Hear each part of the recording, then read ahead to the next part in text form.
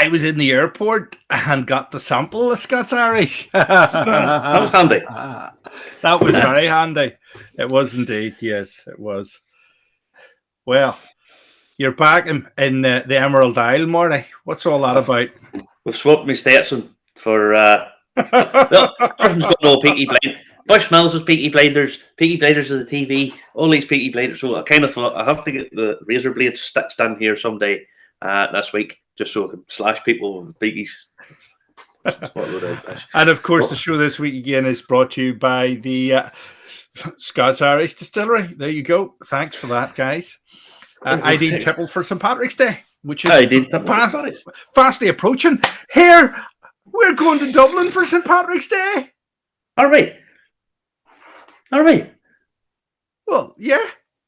I mean, oh, well, that's right. I forgot about that. Right, Matthew, now that's slow in the uptake, doesn't it? You're jet setting that much. You're forgetting about things.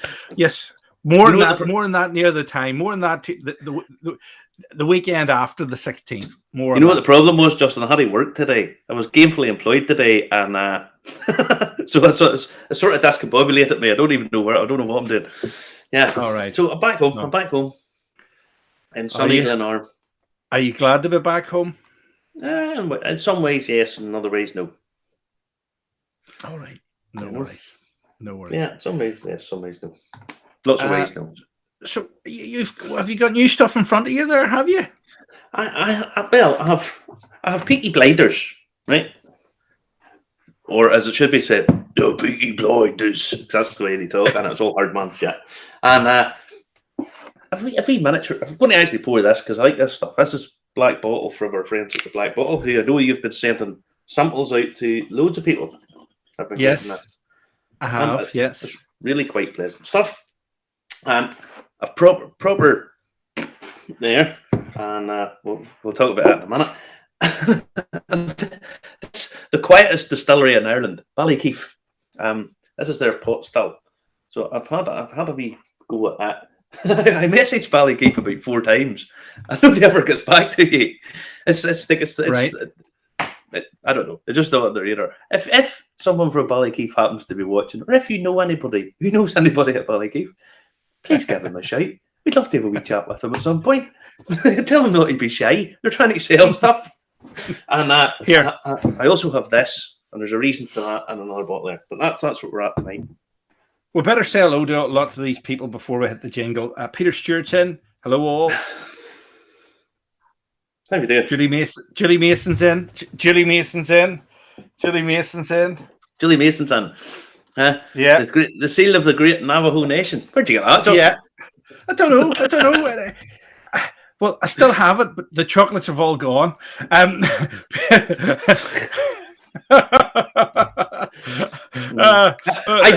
I brought you home a mountain of whiskey and loads of different samples, all this stuff, guapo, all of that there, right? Mm-hmm. Julie sends you a pack of chocolate and it's all gone in about 2 seconds. I know, and I'm even going to do a cocktail tonight. Look at this here, Justin's cocktail corner. Yes, yeah, I'm doing a cocktail. Look at this.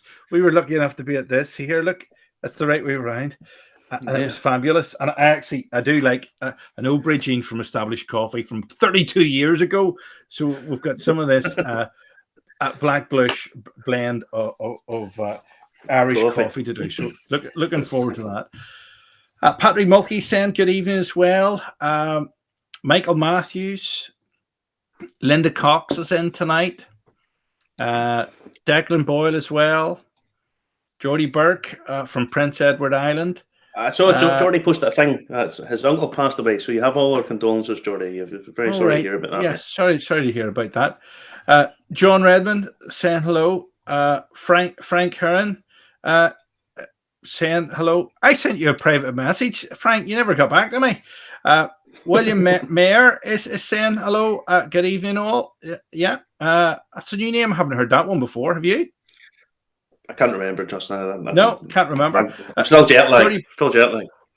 Yeah, Marty is home by the magic table. But not only that, he's going to be magically back there in a moment as well. In about 15 minutes, he's going to be magically back there. it's just the way they're filmed. Tony Sillett saying hello. Mark Kerr saying hello. Peter Stewart is on the West Cork. Black Cast is my tipple tonight. Yes. Nice t-shirt, Justin, says Julie. Yes, nice t-shirt. It's very shiny. It goes with my rainbow cocktail adornment. Yeah. Marty's home. Yes, you've pointed that out. Of course, it could be a set. The whole thing's a set. This is all a set. It's not real. It all wobbles. Look, it all wobbles. Seamus Tobin, his evening voice. Blackbush, litre and Asda 25 a bottle today. That's not bad. We'll have to get a run to that. I'll have to take a run to Asda in the morning. But don't worry. We kind of get sent these from the PR people, so don't have to worry about a few cocktails. I'll be doing one. Later on. Can I play my cocktail thing now? Can I? Let me play it now. So I'll give you an idea. We're going to be doing this later on. All right. Look at that there. Did you like the graphics? That's nearly as good as GB News. Look at that there. I'll do it again. There you go. Do it. Oh, hit the button. Do it again. There you go. Yes, look at that there. What do you think of that? I haven't put any music in it yet. I might put music in it, or it might just go boom like that there. Traffic. Like, do you like that? Do you like that? Yeah. So we're doing a cocktail. Stick around for a cocktail. I have all the ingredients ready. We'll post the ingredients on here, and you can try them with that 25 quid bottle of Blackbush from Asda. Other supermarkets are available. It's okay. Get yourself down. Blackbush. A boy asked me today what my everyday sort of tipple is, and I have to say it's Blackbush. It's the quality of it for the price of it. You just can't beat it. You can't beat it. There's Shane Foley saying, Asda tomorrow. I'm on my last drop from a bottle. There you go. Good man. There you go. So we do the news, Dustin. We do a wee bit of news. I think we shall. Here we go.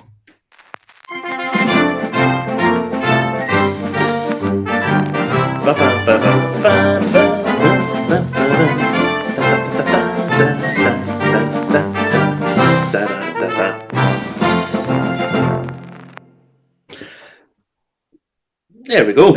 There you go. Peter Stewart says, support your small independents, particularly the one near the station in Green Island. Absolutely. Go to your small independent if you can. Go to the pub off license, go to the small independent off license, and bag yourself a bargain there too. Now, first up in the news this week, this was put out. The exclusive they had was that distillers have submitted a GI application for English whiskey. Now, it's the English Whiskey Guild, which is a company. That's an important part of this, I think. It's a company set up to look after the interests of English whiskey. They've submitted the technical file, if you like, for the geographical indication. And so part of it is, what do we know? Because they haven't released what it is. There's only little bits of it has sort of leaked out. And what we know is it has to be minimum of 2 batch distillation. Going to the next graphic here, Justin. It's going to be this. There's a couple of things in it that's caused a bit of controversy. Number one, it has to use UK grain. Now, anyone who knows anything about anything, there's not enough barley really in Scotland to support the Scottish industry. They buy it as a commodity from. It all comes from England. Wait until that border's put in, Marty, and they have to pay for it. And they're not even going to be able to get the Odessa wheat soon either. Well, see, this is it. There's lots of it that's bought as a commodity, and it's shipped over from other places. They buy it. Scottish industry buys lots of things. Now, the English whiskey industry is not going to be anything like the size of Scotland for forever, probably, I would have thought. But that's a bit of a strange thing to put in, that it has to be UK grain. It's probably preferable that it is, but it's doubtful if it will be, I would have thought. If that's what they're saying, it's going to have to be, it will be. The other thing is, it says it has to be distilled in copper stills. Now, they've said in it that they want to show the future, but one guy in particular has flagged this up. Move on to the next one, John. It's the people who use eye stills. Now, an eye still, for anyone who doesn't know, is it's an intelligent still. It's not your sort of romanticized still that you have wee copper pots, the likes of you see on all the bottles. Bruna down in the Stoke uses an eye still to make her gin, and you can make whiskey from it as well. It's not made of copper; it's made of stainless steel. Now, this is a modern way of doing things. Is it romantic the way people would like things to be? Well, I don't see what's wrong with it. If it makes whiskey, it makes whiskey, if I'm totally honest. And a guy, he's actually called Tony Dillon. He's AKA Tony Pancakes. Don't know, as his nickname. And he started his distillery, the Spirit of Birmingham Distillery. Now, what he does is a slightly interesting thing. It's an interesting thing that he does. He makes beer. He crafts beer. He's bought an eye still, and he basically he distills it into whiskey. He uses local grain. He uses English oak. He uses an English cooperage. He's basically ticks all the boxes. They do, but and he has quite a lot of stock laid down, aging, and he says that with this technical file, it's going to wipe him out. None of what he has will be able to be defined as English whiskey, and yet it's probably as ticks all the boxes. Now, you kind of like it when there's no technical file, so people can be more inventive or ingenious, don't you? Well, a couple of our guys here too prefer being able to think outside the box. Yeah. Well, it's like this. It's okay having that protected index, and you need a list of stuff. You need a list of criteria that makes it that and gives you that indication. But it does limit things a bit. And whenever you see this guy, he put up a wonderful thread on Twitter. If you go on to it and have a look, Tony Pancakes on Twitter, I think as you call it. It brings it. He breaks it down and he says, "I've invested this and that and such and such," and because this English Whiskey Guild want to look after the English whiskey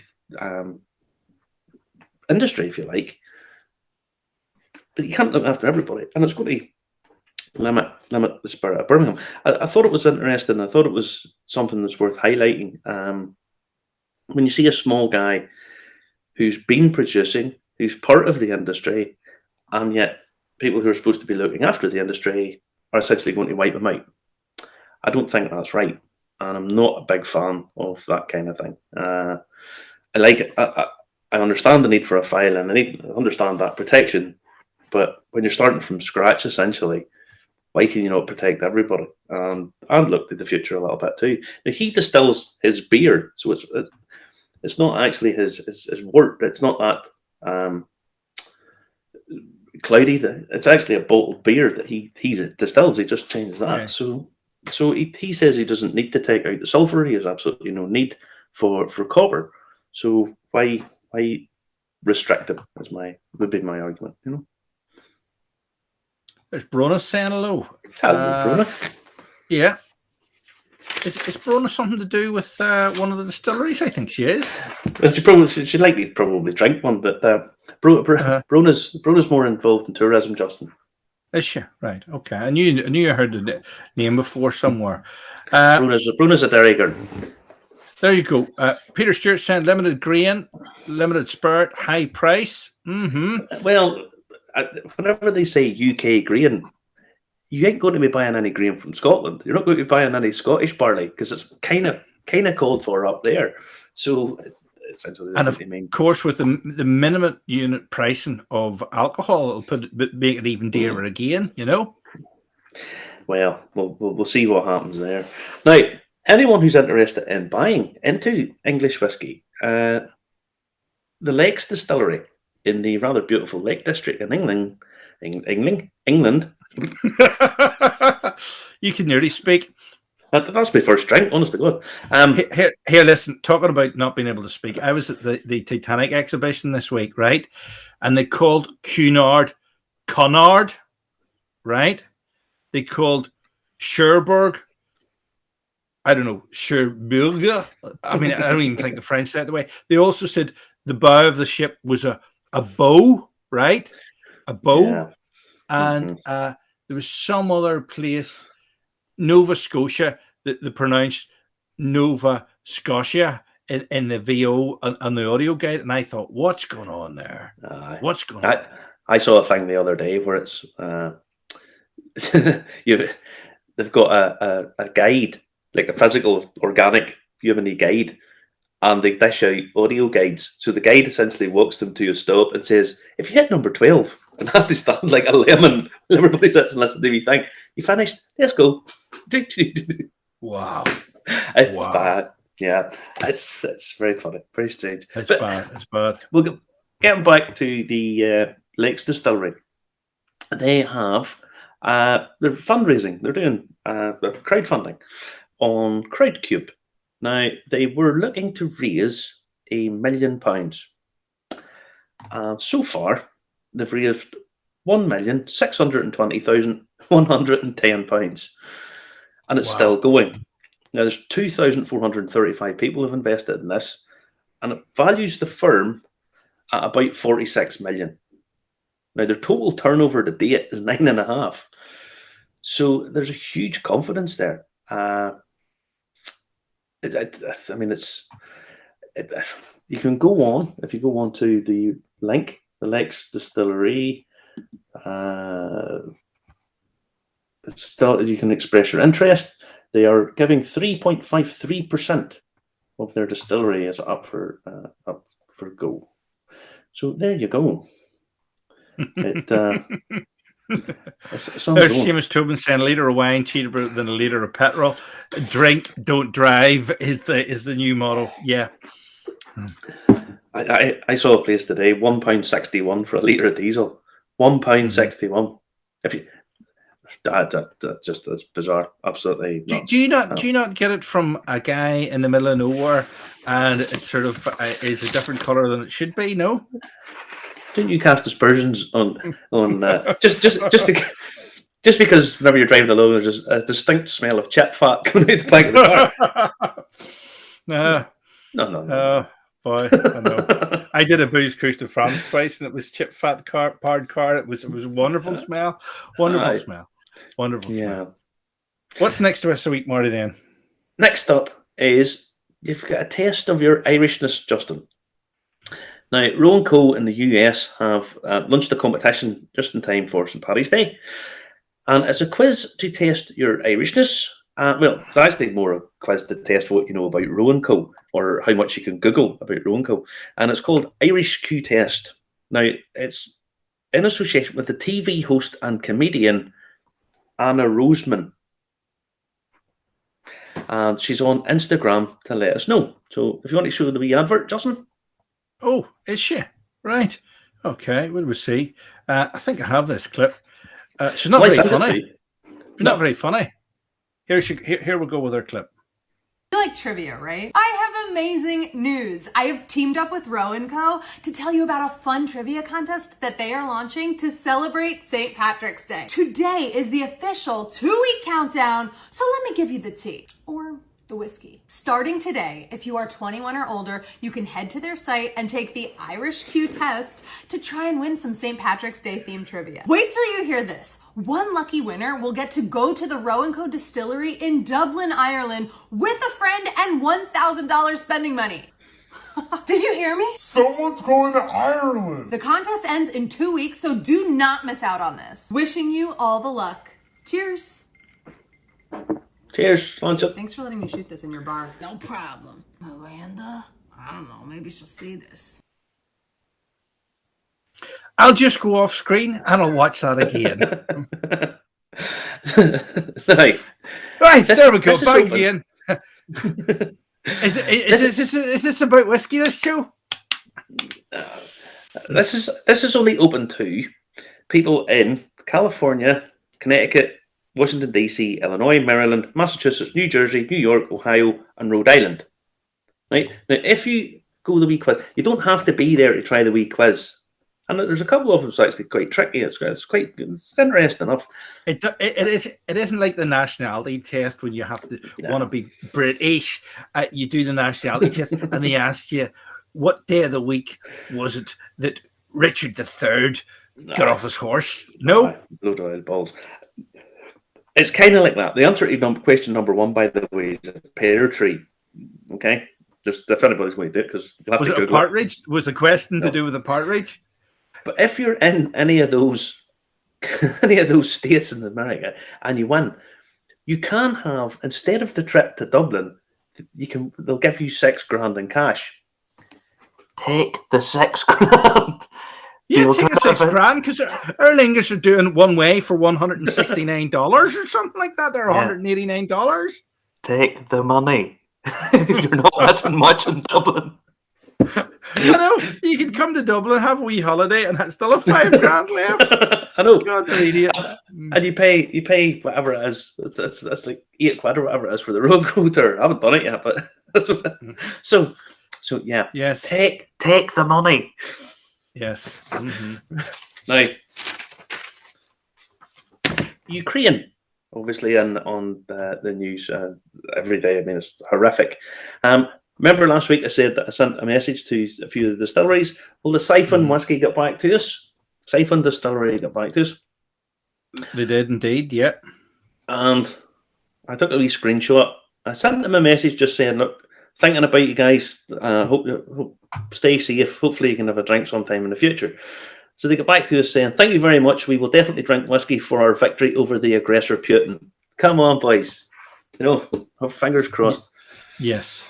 Fingers crossed.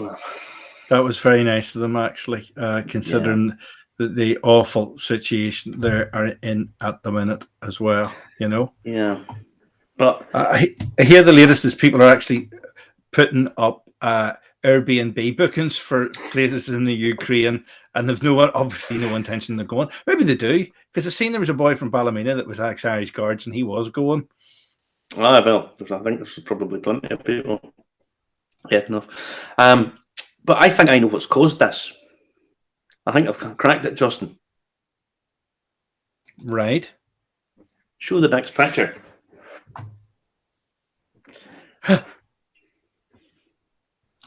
Has Conor McGregor, when he met Putin, decided, here you go, Vlad, have a wee drink on me? Last weekend, Putin, he's on the old do. I know, that's Conor McGregor. Bit of that there, and wreck the place. So Did you see the heavies behind him? The one with the fake hand, you know, so as he can just bring his real hand out, it's ready, got the gun on it. You know, possibly.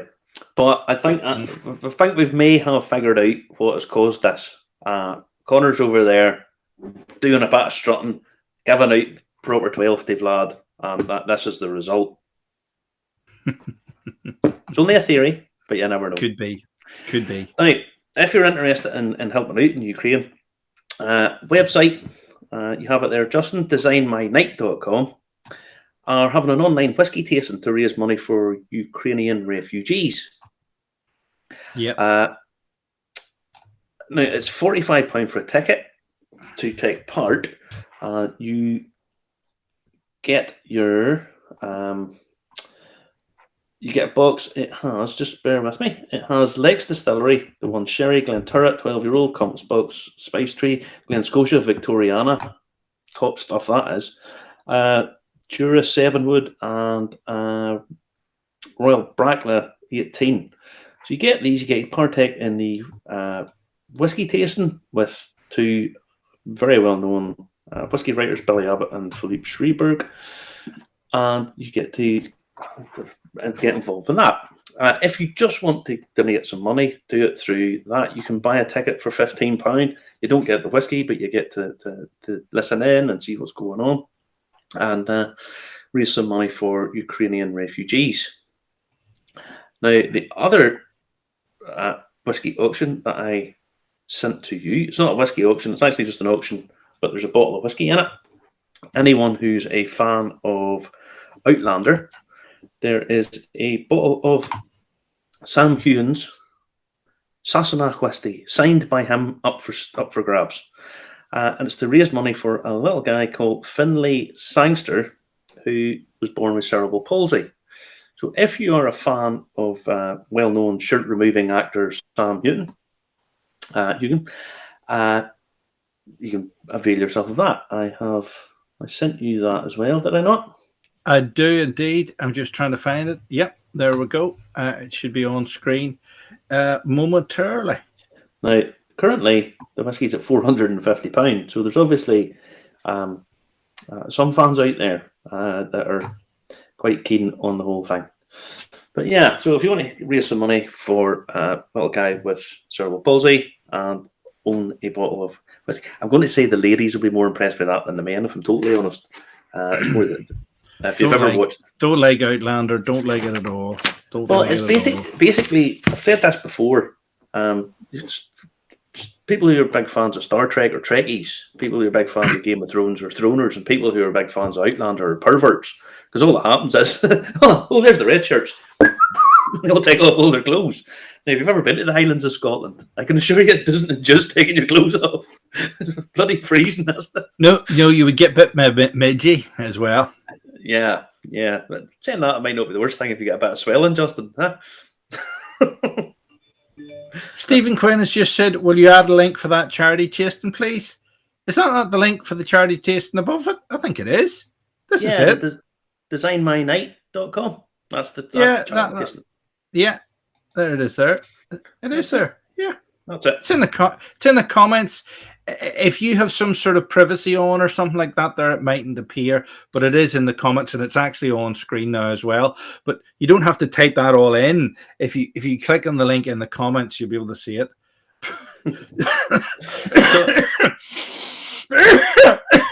Seamus Tobin, it says Putin is a midgie. I have Seamus Tobin's address, FSB, if you need it, by the way. We sent him some whiskey. No, we didn't really. Don't know who he is. No idea. Don't drink tea anytime soon. Seamus, don't drink any tea anytime soon. Now, last up. It's International Women's Day on Tuesday. It's nice that since women make up half the population, they get a whole day all to themselves. But I know there's a few events going on, and I saw this advertised. It's Bootleggers in Belfast. 8th of March. It's women are taking over the place, and there's 3 whiskies going to be available there. So the Sexton, Alex Thomas who's now the head distiller down in Bushmills. That was her baby, the Sexton. Wee Lauren from Bushmills is going to be there, and Sarah from McConnell's is going to be there. So they're going to get whiskey, women and whiskey, and they're all going to be there. And another one that caught my eye was the Eau Claire Distillery in Alberta, Canada, are releasing a bottle called Yours Truly. Now, these are the distillers there. So it's basically the whole place is run by women, as is the likes of Pinderrin and Wales. And these are, as far as I know, the head distiller, the apprentice distiller, and I think the blender, something like that. Anyway, you can go and check it out. And $10 of every bottle from that is going to women in need in Canada. So there you go. That's a couple of the things. There'll be many, many more things, and that will be if you want to avail yourself of that. So that's Yours Truly. This is an interesting distillery actually, because it's one of the grain to glass distilleries, and they use horses to do the farming. So I quite like that. You know, it's better than the Kentucky whiskey experience where you tasted it in the stables. We know about horse shit and horse farting. You know. Oh. Stephen Quinn is saying watching through Facebook, so it wasn't showing up. Thanks for putting that up. If you check us out over on YouTube, I think the titles might be wrong tonight. We're just having a wee technical issue with the internet tonight, I think. But the titles are wrong tonight, but they will be corrected in the edit afterwards when it finishes just after 11:10. They'll be corrected. Because the show tonight is about Lochlea Distillery and obviously the Black Bush Stories cocktail making as well. So it's good to know that. If it isn't showing up, let us know. Donna McKeown, I think he is saying it shouldn't be allowed. International Women's Day, is it? Well, maybe so. Maybe so. No, Ridiculous. I think to be fair, they're allowed one day. 365 that bit worth of leap year. We can give them one day, surely. Yeah. I think it's only We have fair. to. We can pretty much get it the rest of the year. So we have to give them this in the show because I mean, obviously, it's notable. It's notable. I didn't know that about the Penderyn one actually. That's all woman there at Marty either. Because I was in Cardiff there during the week, and I would have been up a few times if I'd known that. Declan Boyle is saying he can see it. Listen, you could be like a friend of mine that thought a Facebook post from 2 years ago was connected with a Facebook post today. He didn't realize they appear in sequential order, and if you don't post that much in Facebook, they're like that close to each other. So it could be that you don't actually know how to work Facebook. So ask a 12-year-old. Now, well, didn't your son always know how to program a video recorder, didn't he? Didn't he? I don't know. Go on ahead. That's always a good way of doing things, insulting people. Always a way forward. I know, but they asked for it. Now, what are we doing next? Let me see. Tony Sillett, I had to copy and paste the YouTube title into Facebook tonight to find you. What's going on? I've no idea what's going on. But maybe you should ask a 12-year-old to sort it out for you. Never think of that. Well, I would, because that 12-year-old, if it had taken the Starlink account from Elon Musk, he could have given it to you, and you could have had good internet because you're dropping up and down tonight like madness. But you're getting new broadband soon, so I'll give you that. Yeah, we'll have hope. I'm on Facebook tonight. If you turn phone or console and press comments, it comes up. Oh yes, depending on what device you're working on, the comments might appear. So you have to swipe right and swipe left to get the comments appear. All right. There you go. It's not a wonder I drank. Sorry, God. It's not a wonder I drank. Anyway. I know that. And then Tony Sillett, maybe. Here, I'll be giving the Facebook hackers from the Kremlin your addresses if you don't learn how to fucking work it. Listen, there's Shane Foley. The best advice you'll get tonight: subscribe on YouTube, and you'll get a reminder every week. You'll get pinged whenever it comes on. There you go. That's a good advice. Help us help you. If you comment on there, the algorithm says, you know what, these guys know about whiskey. Tell them your whiskey story tonight about getting recognized, Marty. Go on. You didn't say that. I've just seen Mark Care's comment. If I swipe right, does that not mean I fancy Justin? Hold on to take myself off screen. Hold on. Please. Hold on, there, I'm off screen. Swipe right now, all you like.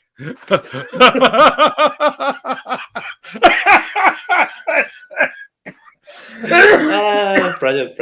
Oh boy! If you can't have a laugh, what can you have? I think this is about whiskey. This show, anyway. Apparently, it was. I got recognised today. A boy says, "You're the guy off YouTube. Can I get my photo with you?" I just think. Aye, dead on, no problem. But it's bizarre, very good, very good. There you go. Gotta love it. Now, what else? Have we anything more to do tonight before we'll give the sponsors a mention again tonight? Actually, now, we'll give them a mention. Next show brought to you by Scots Irish Whisky down there in Garrison. Give them a shout out. Hit them up for St. Patrick's Day, especially. Now, what are you doing next? I can't remember. Are you doing Justin's cocktail corner, or are we going to play Lochlea? I think we do Lochlea.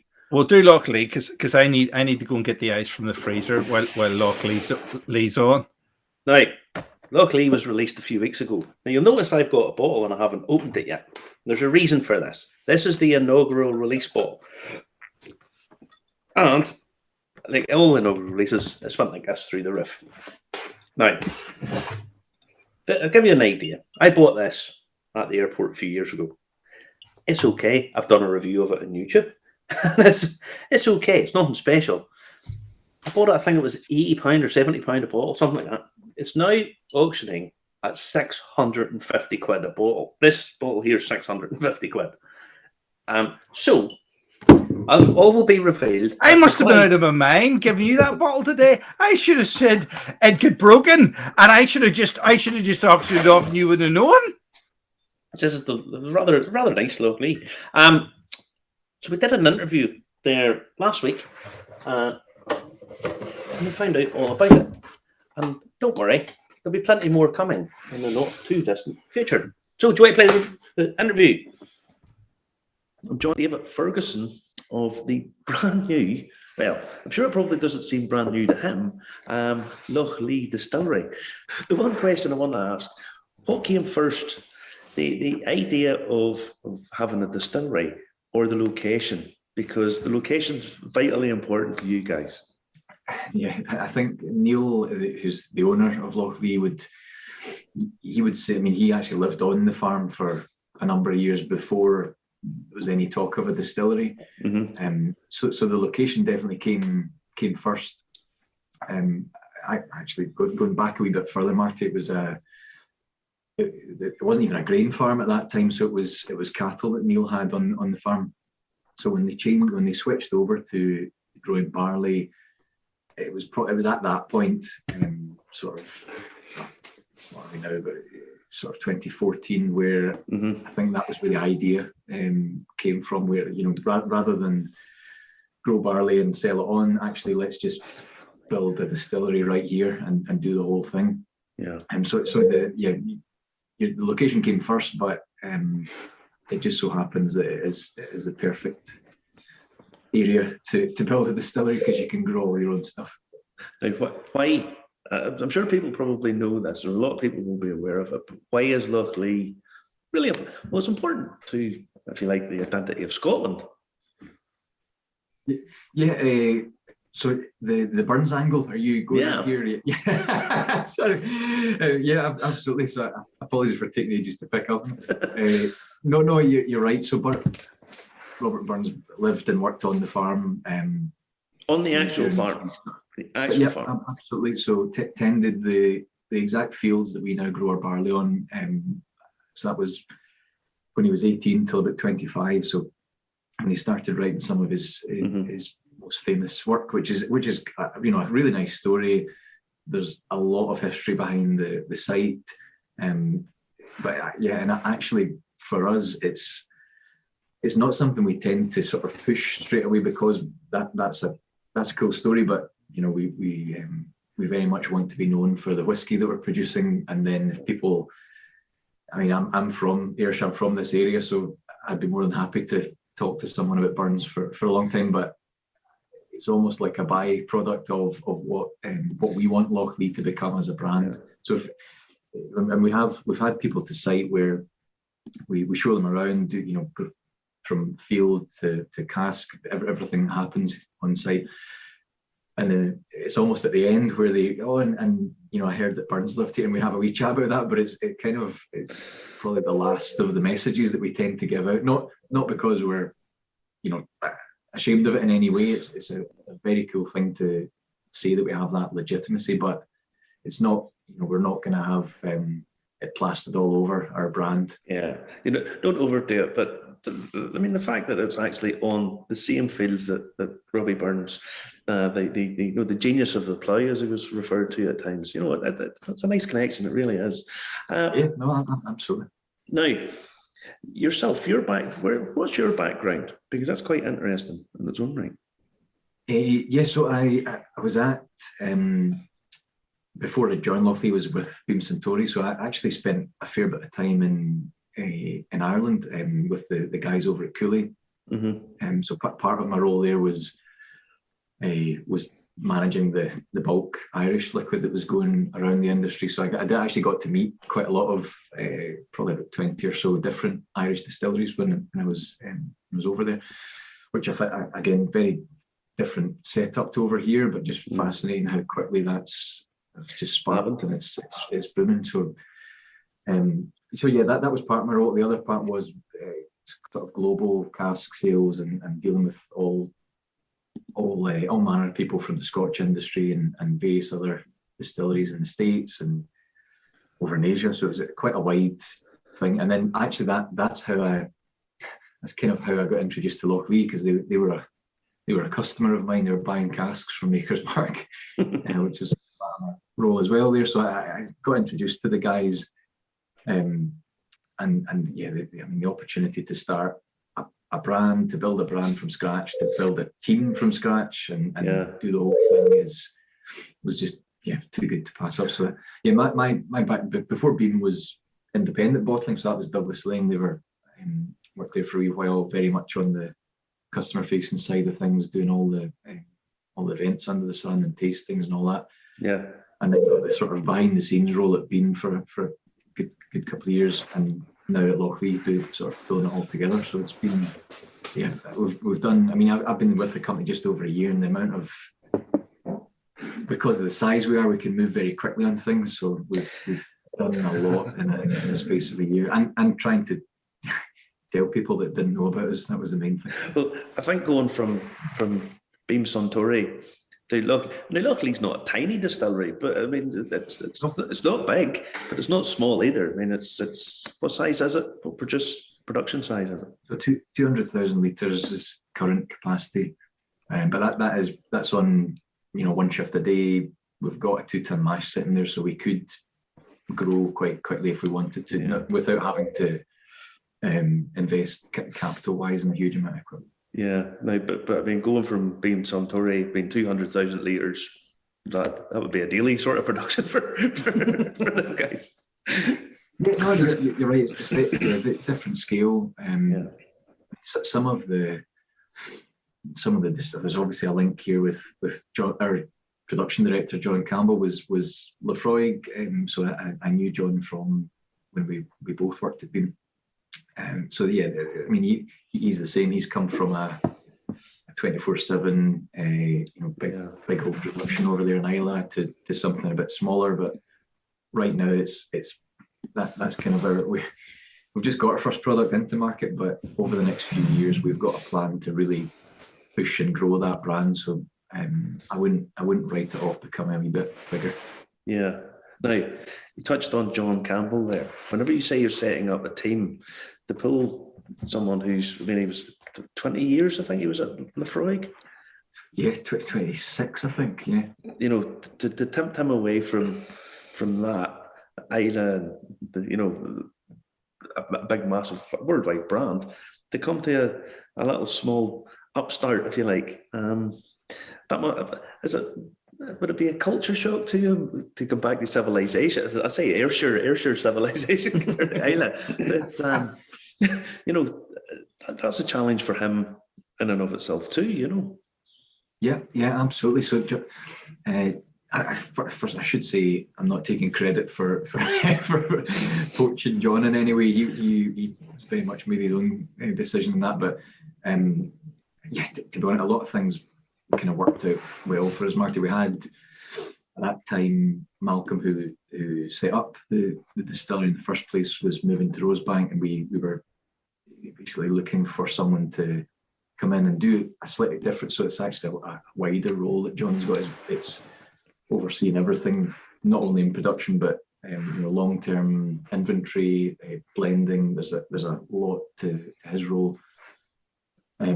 He's got obviously family over in the mainland, and there were various things that just worked really well. He came with Neil and I, and then spent some time with the family just to kind of get to know everyone. And I think a lot of the values he has as a person matched with ours, being very open and honest about everything we do, and everything being sustainable. We're a working farm, so we're sustainable just by the nature of what we do. But there's a lot of things that kind of coalesce to make that work. So yeah, John's been with us since November last year. So he's got just a ton of ideas, which is, I can imagine, my perspective on the commercial side is great. Now, you touched on your honesty. You have a motto. What's the motto of the firm? Yeah, so the logo, we've got a wee just when I've said we don't talk about burns, it's in there in the logo. We've got we've got, as all companies will have their brand values and all the rest of it. There's a couple of things that we want to be quite open about. First of all, exactly what we do on the site. So we're not going to hide behind any marketing, because there's nothing to hide behind. We're very traceable to. I mean, the barley's traceable to a field less than 100 yards from the distillery. So that was a big part of the way we wanted to grow things. And then this Burns line, it was so dare to be honest and fear no labour is something that Burns had written in a letter. Bizarrely enough, when he became a taxman, but we'll skim past that. Yeah. So he I think it just kind of captured what we were as a team. We're all hardworking people. I know everyone's hard. You know, I don't want to come across as being we work harder than everyone else, but we're a tight group. We all do a lot of different jobs. Yeah. And we so the fear no labour part fitted in well with that, and then the honesty, being really transparent about what we do at Lochlea. So whether it's we're never going to add colouring, we're never going to chill filter, all these things that we just want to be as transparent, straight as you can be. Now, exactly, yeah, absolutely. Now, you touched on it there that the barley comes from the actual farm. A couple of questions. What variety of barley do you use? So it's currently it's all laureate. Do you do your own maltings? Because I know that's it's quite a hard thing to do. So no, that's a good point. We don't right now. That's the only thing that happens away from the site. Yeah. Which is we're looking at that. We have some space, and John has a wee trial that will be happening in springtime to see what a malt flow would look like. But I don't want to kind of commit to that yet. No. But it's in your purview. It's something that you're looking at. It is absolutely. I mean, it's for me. If we take people around, and I love the fact that especially some of our importers, the partners in different countries, when they come to the site and they can walk through a barley field and then straight into the still house, and then straight over every cask matured on site, and they love that whole story. The one missing link right now is what you just mentioned, is that malt flow, and there's no space wise, and John's got a lot of experience doing this at Freud, so he's quite confident we'll be able to set something up. But it's a commercially, it doesn't make going to a bank manager and saying that this is what you're going to do doesn't make an awful lot of sense. When they look at it and they say, "Oh, you can drive it a few miles down the road, get it done, and bring it back," they're not interested. No, it's no, absolutely. We've got a few reasons for trialing it, and you're right. It's not, as with everything in the site, it's not done for to save costs. It's actually, if we think our spirit quality will improve with a bit more body and more of those oils that you do get from a traditional slow malting, then we'll do it. Of course, we're lucky enough that because we are 100% family owned, we're not having to have that conversation with the bank manager. It's more me and John having to have the conversation with our finance director. Yeah. You touched on it there about the sustainability aspect. How important is sustainability to the company? I think huge. I mean, not just for not just for the company, but even as people, everyone that's in the team, it's a big part of it. We want to be, and there's no reason why we can't be very sustainable, because we're not. The only thing right now that goes off site and comes back is that malt, the malted barley. So even down to the tail end of last year, we set up 3 big reed beds down the hill from behind the distillery. So now even the one waste product, which is your spent lees, which is difficult to get rid of, is now naturally filtered out the back of the place and down into a local burn, and super happy with everything. So the draft has a secondary use. Obviously anything, there's no, the barley is, we actually have a massive grain shed on site, so that it's actually kept on. So we don't send it off elsewhere to be Mhm. kept. So there's not that road end that we've got. There's not a lot of trucks coming up and down it or anything. Yeah. In terms of carbon footprint, we are very low, but there's always things that we can Yeah. that we can do to improve. So again, John's looking at a few interesting projects. There's a lot of heat in a distillery, as you'll be, every time you walk through a still house, it's Yeah. you need to peel off the layers. So that there's ways we can maybe use that in different parts of the site. So I think we're already pretty sustainable, but we'll just keep trying to be as green as we can. It's, to be honest, Mark, it's not really something we have shouted a lot about, because it's just kind of, by the nature of a farm distillery, you're going to be quite sustainable in the way you do things. Yeah, it's interesting because it's such a natural sort of process. It's kind of a mix of industrial and perfectly natural. So the fact that it's all grain to glass not only helps the product, it helps everybody, really. It helps the industry. Yeah. Now, one thing that when I was doing a little bit of research on you that sort of pricked my attention was the fact that you use two types of yeast in the fermentation, which normally everybody uses, Saccharomyces cerevisiae, the distiller's yeast. But what two types of yeast, or why? How did that come about? So that's it's a recipe that we've been using up until now, which so that one yeast type gives us definitely gives flavour, and a lot is very commonly used in the industry.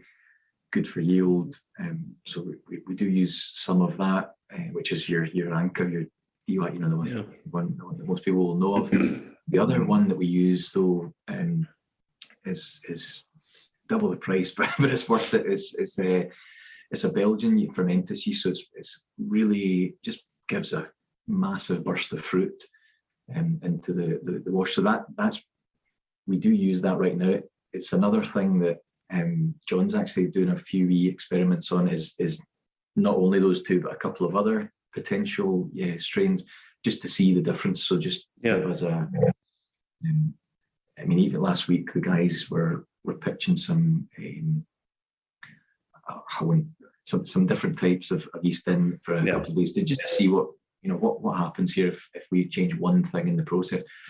And even the smell going in, walking through the still house is just totally different. It's amazing. It always amazes me how subtle tweaks like that can just change the whole character of things. So right now it's that fermentus does a lot for that signature Lochlea fruit, and our new make is just bursting with fruit. That's kind of where it comes from. It's not to say that in the future we might tweak things just to for certain expressions, or compare against what we're currently doing. Now, you're talking about the being quite fruity, very orchard flavors. Is that you're very narrow cut points? Would that be fair to say? Yeah. So high and narrow cut points just now, and relatively long ferments as well. It's the kind of spirit character that we're going for is, it kind of reflects Lochlea in a way. So we did a lot of very wet. Fruit grows well here. We have, so there's definitely that fruity. Pears, apples, and everything you just mentioned. They're really juicy fruit, but there's also a cereal character that comes through from just from the mash tun, actually, from the way that we rake the wort and everything else. So that's another thing that John's looking at, and Darren and the guys in the team to work out small changes there also have an impact at the end product. So we're kind of constantly assessing right now, because we're still at such a young stage. But that fruit is the fruit, and this undertone of cereal is kind of characteristic of Lochlea. So it's not, whereas with some more traditional lowland malts, you might think very light and grassy, and maybe not not a huge amount of body to them. Yeah. We're going the opposite way. We don't. We're not trying to conform to a lowland style, if that makes sense. Yeah. We're just doing our own thing. Like I imagine John walking through going, "Where's the peat? This place, there's something wrong here. It doesn't, Yeah. Well, that a big change for him. I mean, going from a beast like Lefroy to an unpeated style. In saying that, Marty, we do have ex-Lefroy casks in the warehouse, during away. So we will, part of the seasonal batch releases that we're talking about right now. One of them, the winter one, will have we'll have some of John's old casks that he used 10 years ago, which is quite nice. Oh, smell of ale. Now, you've had your first release. That went out on the 21st of January, Burns Night. It wasn't supposed to go out on the 21st. So it's not supposed to be a bit earlier. Yeah, it was. Absolutely. So, yeah, we had everything set for tail end of last year, just to bring it out. And actually, it was I might have one here, Mark. Sorry, it's not going to help on a podcast, but I'll show you the bottle. So this bottle was it's bespoke glass, so it took a wee while to. You can see the embossing. It took a wee while to get that set, but then once we had it, there was a slight delay with our glass supplier, which meant we either tried to rush the whole thing right before Christmas and get it into every market, or we just say, right, we'll hold off and wait till January. And actually, the feedback we got from a lot of our customers was, with the first release from a new distillery, January is maybe a better time to get people's attention and to tell the story. So listened to their feedback and thought, right, we'll hold off until January. And then actually the Burns coincidence was just a really nice tie-in. I'd love to say that was all planned, but no, it was all planned. It was all planned. From day one, it was all planned. This bit. No, I mean, yeah, 245 years since Burns moved to the site, which is quite just a happy coincidence. Now, it was very well received. Now, inaugural first release balls they're a bit of it's a hard thing to gauge, because people want to collect it, because they think a lot of people have it so that they can keep it, and I can't blame them really, because the way whiskey's going at the minute, it's an asset, but it sold out like that. It was gone. You must be really happy that it was so well received. Yeah, absolutely. It was. I know. I mean, the size of team we are. I know how much work went in from everyone to get it to that point. So, definitely a nice feeling when it goes so quick. I think you're right though. I feel the same about first release. This is we almost bring that out and then that's it done, and move on to building the brand, because an inaugural release from anywhere is always just has a slightly different different beast. I was lucky enough to get one. There was only I think there was 7,000 released, 7,000 bottles, was it? Just over in total, globally, yeah. And I have one, but it's at home. My dad picked it up for me, so my dad has it at home for me. Yeah. I've watched a couple of reviews, because obviously I haven't tasted it myself, but I wanted to see how it was written. Loads of people saying it's packed with flavour, a very young whiskey, but really, really drinkable and packed with flavour. Now it's finished. Just want to check. It's finished in. It says ex-bourbon. Is it Maker's Mark? I think it could be. Could possibly say. No, it's so we source from makers direct for our bourbon. So that was it. This one, we wanted to keep it separate from what our core product is going to be. So we moved the liquid over into fresh PX casks, again from one sole supplier in Jerez, and to give it a different dimension. And actually, after only about 12 weeks, we whipped it back out of them into the bourbons again, because we didn't want we didn't want the PX to overpower the Lochlea character with such a young spirit. So yeah, it's, I mean, overwhelmed by the response, but and the main thing for us and for the owner as well is just seeing open bottles. It's brilliant. You know, some of those reviews you mentioned where guys have people have opened and tried it, or some of the on-trade venues we supply where they've opened it and people are writing their own wee tasting notes. That's why we make it. We make it for people to open. Make it to people to drink. Now, your inaugural release has been done. When can we expect the second release, or is it going to be a core range, or is it going to be in batches, or how are you going to go forward? So the next one from us will be 21st of March. That's the next bottling that we'll bring out. Basically, Marty, this year we have one core ongoing expression, which is launching in June. So that's the one that will be available, hopefully, on shelves and people can buy ongoing. The other side of things, we're going to do a seasonal limited release. So you've got, just over a year, there'll be your core product in June, and there'll be 4 seasonal batches. And really the thinking behind that is we want to have a core product because that's what you can build some volume and really grow the brand from. But we also want to showcase the spirit in a few different ways because we are still so young. And so the first one that I mentioned in March is the sowing edition, which is basically spring. That's the spring batch. So with each one, we want to tie in to the farm, what's happening on the farm. So in spring, we're sowing the seed for this year's barley. It's all bursting into life. So it's a nice, fresh character that we've gone for with the spirit. Likewise, when we come to autumn and the fields are all fallow, we're probably going to go down a much darker, heavy sherry route. So by this time, if we're having this chat this time next year, you could be sitting with our core product plus 4 very different limited batch releases. All those experiments, you have to they have to be sold at some point. All this experimentation has to be done at some point.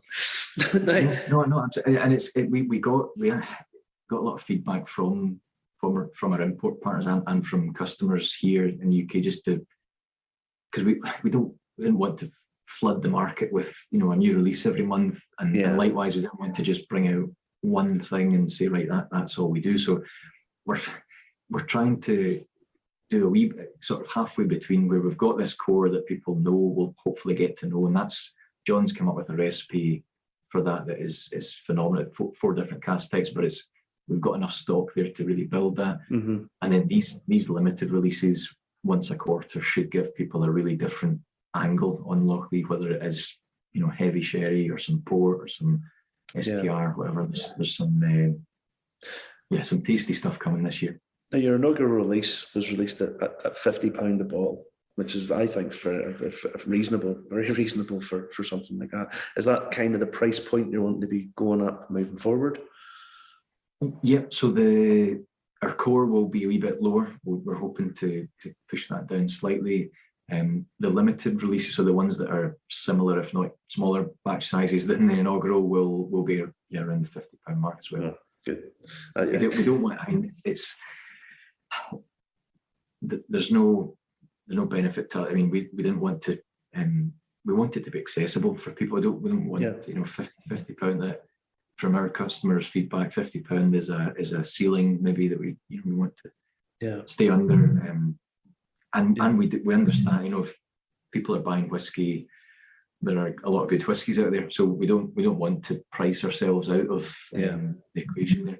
And so we tried to make. I mean, we're a new distillery. We've spent £6.5 million building the place, so we need to make that money back, but we don't want it to be. We want it to be accessible for people, but fair, not to the point where it's bigger guys. I think there's plenty of people wanting to sell not vastly inflated prices for what they're putting out. Now the bottle design. It's a bit unusual. I like those embossed bottles. I really do. There's been a couple of releases recently that I thought were really, really, really nice and very tactile, which is very important. So how did you come about with the bottle design, or what does it reflect, or whatever? So the bottle, the glass. I mean, we could have saved ourselves a fair amount of time and headaches by picking a stock bottle and going with it. But actually, the brand long term, we wanted again to differentiate ourselves on a shelf and on a back bar or whatever. And so we designed this through linking it back to the farm. So actually, if you see on the glass itself, there's the tire tracks that you would see. When you go around the site, that's what you'll see on the ground. And so they're embossed into the glass along with our name, and it is a kind of decanter style bottle. It's not your traditional red whiskey bottle. So yeah, it's the whole idea behind that is that it differentiates us in terms of packaging. Obviously, the liquor is the most important thing by far, but if people get to know that bottle, because that's what Lochlea will always be in, then great. It's actually quite a neat, but you'll see, hopefully when you get back home, but it looks quite neat, almost to the point where people think it might be a 50 sale, but it's very much 70. It's just because of this kind of square round design. It's a ridiculous square round, but it's rounded edges on a square bottle, so it looks quite nice. Another thing I need to touch on, tourism's a big whiskey tourism. Are you open for tourism, or will you be open for tourism? Is that something going forward? So not right now. I mean, you're right. Tourism, especially in the area that we're in, there aren't any other distilleries. So we would kind of have a bit of a monopoly on anyone that there's 500,000 people come to Ayrshire to see Burns' birthplace and museum and everything. And we've got Ayrshire's the only place in the world that has 3 championship golf courses within half an hour's drive. People, especially from the States and from Asia coming over, is incredible. But right now, our priority is just on the whiskey, and we don't. Although we've taken customers and people round, we don't have a visitor centre or a shop or anything like that. Yeah. We don't even sell ourselves online. We're going through the retail and the import partners that we want to work with long term to help grow the brand. No, well, I think your initial launch has been superb. I think you've got loads of stuff going for you. The fact that the team you've got together, your product design, where you are, the backstory, what's not to like. Now, I haven't had a chance to taste the liquid yet, but that'll be rectified when I get home. Okay, I'll be rectified when we're home.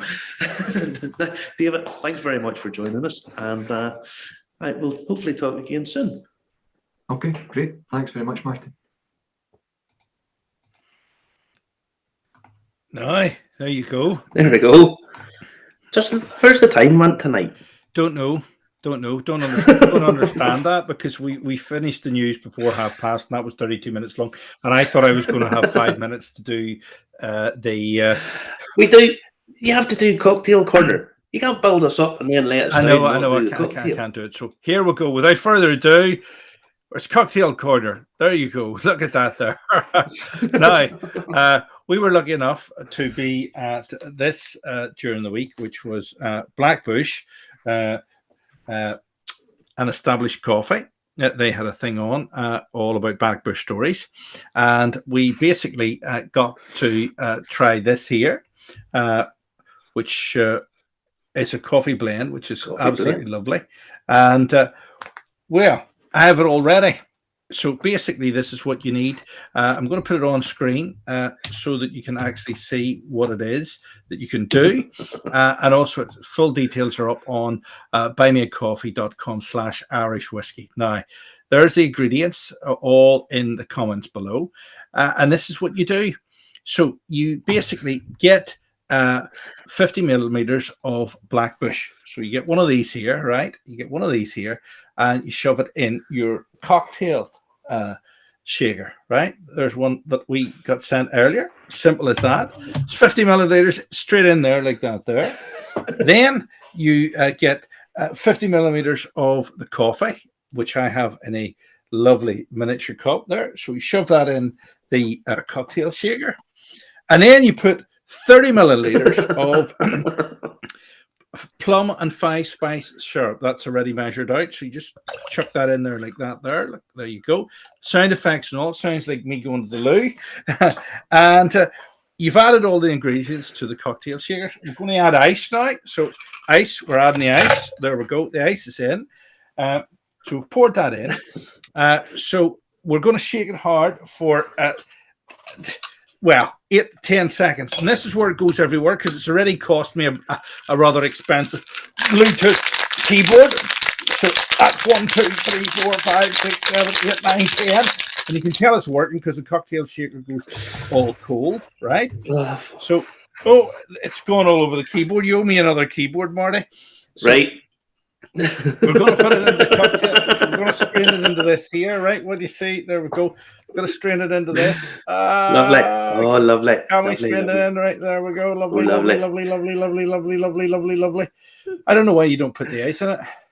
So it's strained There in. you go. Oh, look. There you go. Num, num, num, num, num. Oh, it John. does look lovely. John Redmond says, Delia Smith, eat your heart out. Just Oh, chuck God, that in. it smells absolutely fantastic. Absolutely. So then you put it in the star anise, which is this thing, which looks like a dead tarantula. There it is. There, it's in there like that. There. Just chuck you that need in. a straw. You need a straw to suck it. So that's it. Hold on, I'll put it over there so I can check. Now, I made these, and to be fair, I don't drink an awful lot of cocktails, but they are quite delicious. They are quite nice now. Oh, Now, there's a comment come up there in the middle of that. Seamus Tobin said he'd love to see an energy-free distillery, and you'd buy their products. That's one of the reasons I want to talk to these guys.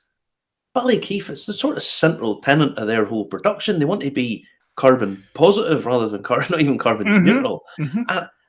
But they seem to don't want to use electricity and turn the computer on, which is kind of a difficult to get to talk to them. So if anybody's down in Kilkenny, get to talk to them. Seamus, these guys, there's a few other ones. We interviewed the guys from the Kings Lake Distillery, who are carbon neutral. They've reached carbon neutrality.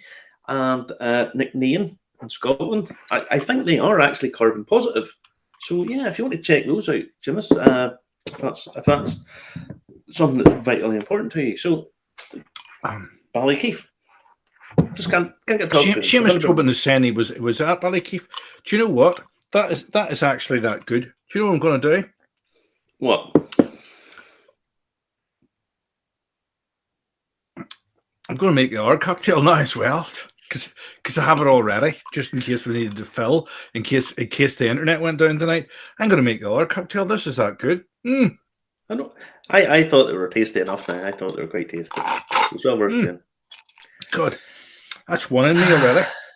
You'll be I've up got half the night. all those miniatures you brought me back to make as well. I must have brought you back about a dozen miniatures tonight. Easily. So, how do we do this next one? So, this next one is called an old-fashioned. So, you need 50 milliliters of Bushmills, right? So, chuck that in. So 50 milliliters of Bushmills, right? This is an old-fashioned.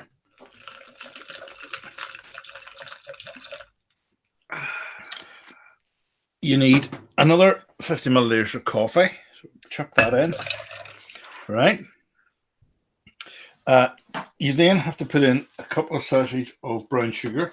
You know what? If my doctor sees this, he's going to say a couple of sachets of brown sugar stolen from the cafe at Bushmills, probably. So I'm stirring that in. It's gonna dissolve, right? Then it says I'm going to stir it. Okay, so stir that.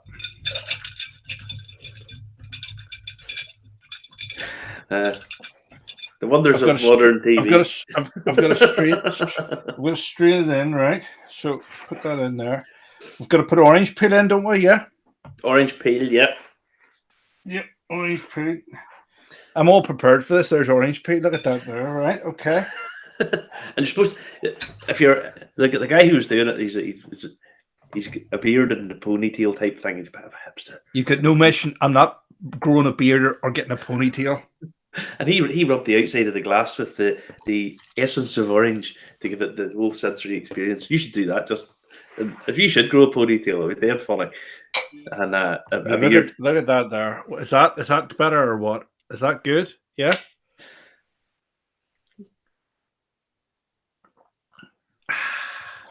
Good. I don't know. I think it needs some orange bitters, that one, to make it a real old fashioned. Get the orange bitters. Oh, no. Gosh almighty. I could be joining Janet Devlin sooner than you know it. Hey, you know what I fell in with last night? Didn't even realise I had it.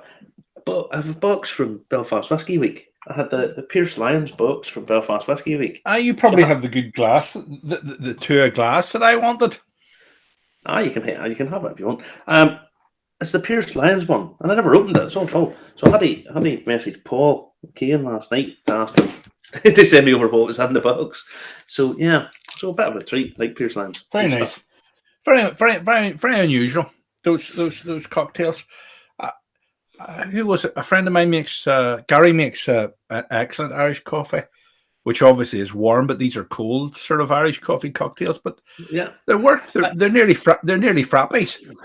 I thought they were no straw for the second. No, the straw is only for effect. I don't want you swiping right or anything like that, Mark, or anything like that. This is a rainbow straw belonging to my nieces. I'll get told off. Luckily, she isn't allowed to watch this on YouTube, although she's allowed to watch everything else. That's a rainbow straw from the unicorn, you know. Meant poutine. He's talking about Ballykeep, and he said they only had pudding and vodka. Pudding's hiding out down there. Don't go, move, get away quick. But no, Well, he's trying to get down there, you know. But anyway. No, it's really interesting. It's triple distilled, single estate, grow their own barley and all that, and it's all single cask. I mean, this is single cask pot still. You do single malt as well, and they're kind of very quiet, you know. But there's Richard McKeown is asking, have we ever had the Cologne Gloria coffee liqueur? You were with me when we bought it in Ballycastle, weren't you? Yeah, I had it before that, but I had some of it before that, and then I let you taste it. And you had to try. We were down there. We were down there. Yeah, we went to Ballycastle, picked up a bottle of. The dangerous thing is that is so good that you mightn't realise that there's Blackbush in that. You mightn't realise there's Blackbush in that. Like cocktails, like all cocktails, when you drink them, you think, you know, it is delicious. Julie Mason saying the Blackbush, the Gloria is from Cologne. It's fantastic. Will I squeeze this orange?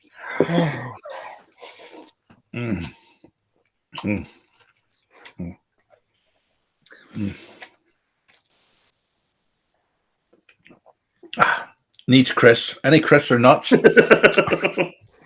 No crisps or nuts. Hold on. Oh, I found a bag of crisps and nuts. Lovely. An emergency crisp bag.